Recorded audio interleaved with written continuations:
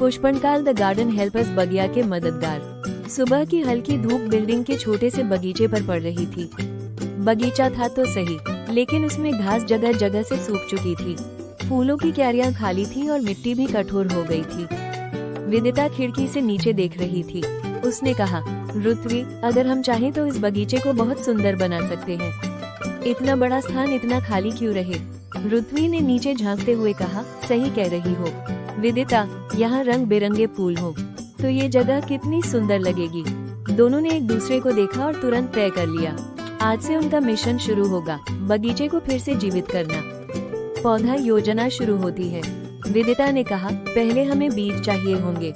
रुत्वी बोली, और कई तरह के फूल, गेंदा, गुलाब, सूरजमुखी। उसी समय अचिंत्य अपने हाथ में एक छोटा थैला लिए वहाँ आया। अरे, तुम दोनों बगीचे की बात कर रही हो? मेरे पास तो बीज हैं, पापा ने कल खरीदे थे। थैले में ढेर सारे पैकेट थे, गेंदा, डहलिया, सूरजमुखी और कुछ जड़ी बूटियों के बीज भी। वाह, हमारा मिशन अभी से शुरू, विदिता ने उत्साह से कहा। और तभी छोटी नाव्या उछलती कूदती आई। दीदी, मैं भी मदद करूंगी, मैं पानी डालूंगी। सब हंस पड़े।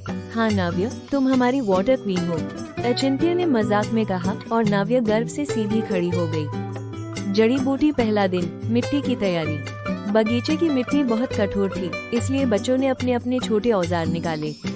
अचिंत्य ने कोना ढीला किया, विदिता ने जड़ों को हटाया और रुत्वी ने पत्थर निकाले। नाव्या ने एक छोटी सी बाल्टी में पानी भरकर मिट्टी पर छिड़क दिया ताकि वो नरम हो जाए।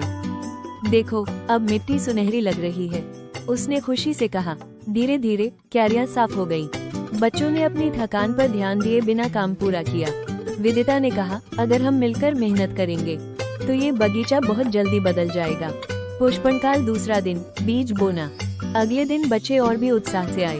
अचिंत्य ने बीज बांटे, ये सूरजमुखी वाले, ये गेंदा और ये गुलाब के। रुत्वी बोली, हम इन्हें रंगों के हिसाब से लगाएंगे, पहले पीले, फिर लाल, फिर सफेद। ऐसे में बगीचा इंद्रधनुष जैसा लगेगा।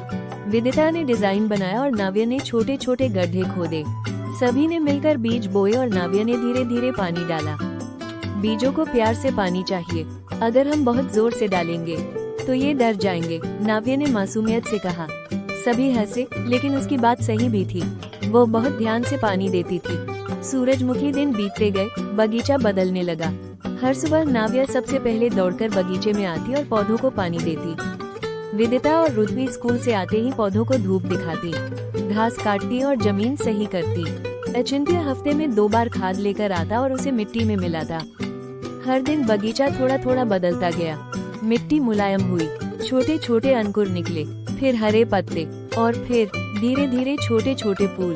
एक दिन अचानक नाव्या चिल्लाई, दीदी देखो, पीला फूल, असली वाला। वे सभी दौड़कर आए और देखा, पहला सूरजमुखी का फूल खिला था। जैसे जैसे दिन बीतते गए, पूरा बगीचा रंगों से भरता गया।